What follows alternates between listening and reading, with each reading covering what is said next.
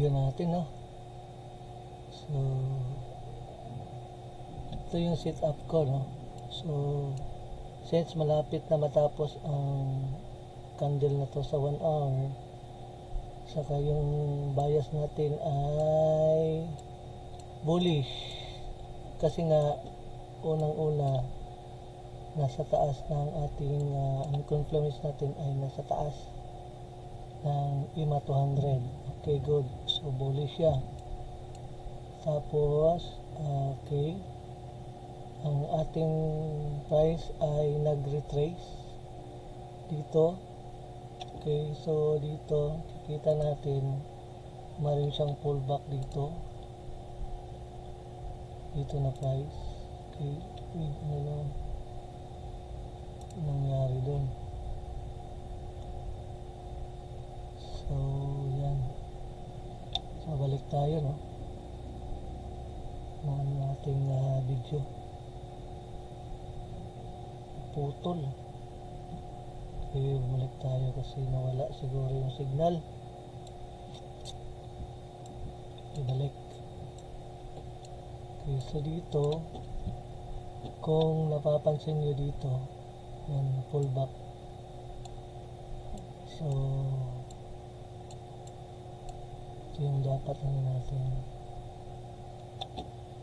Ito pala yun.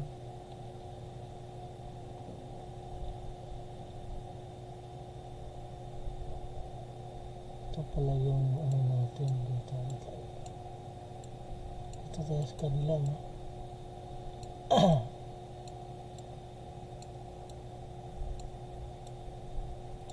Sa 15 minutes time frame, yan, no? Kita mo dito.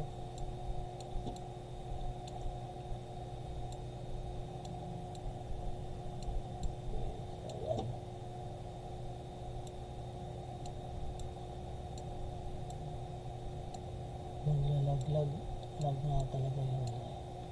So yan, so, sa 15 minutes so yung makikita natin may pullback dito galing dito sa taas, oh. Diba? Nga titignan natin muna yung 1 hour, diba? So yung 1 hour wala natin to. Ayan. Okay, so yan yung ano natin, yung bias natin talaga is bullish, diba? So ayan, so nag pullback siya dito. So since nag pullback siya, tapos bumalik siya dito na naman, nag-retrace na naman siya, binalikan niya yung price dito. Yan. So hindi siya nag-close yung body niya, hindi talaga hindi siya ano dito, lumagpas ang body niya.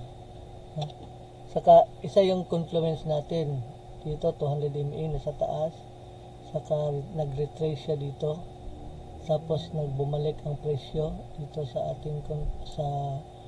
ating support area. Yan.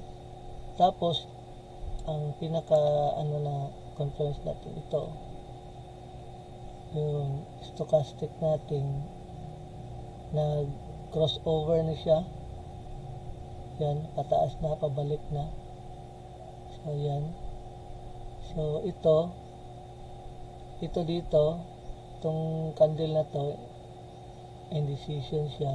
Ito, yan, pumasok na talaga siya, meaning tapusin na lang natin to 4 minutes para kita talaga natin na ano siya, paangat na talaga siya. So pwede tayo ditong pwede na tayo ditong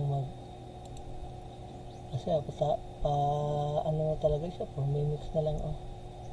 So long tayo dito, pwede tayo mag long dito, tapos pwede tayong mag-rest ng 1%, natin 1% lang, 1% lang. Yan. Tapos pwede natin lagay dito 1.5% hanggang dito. Yan, hanggang dito.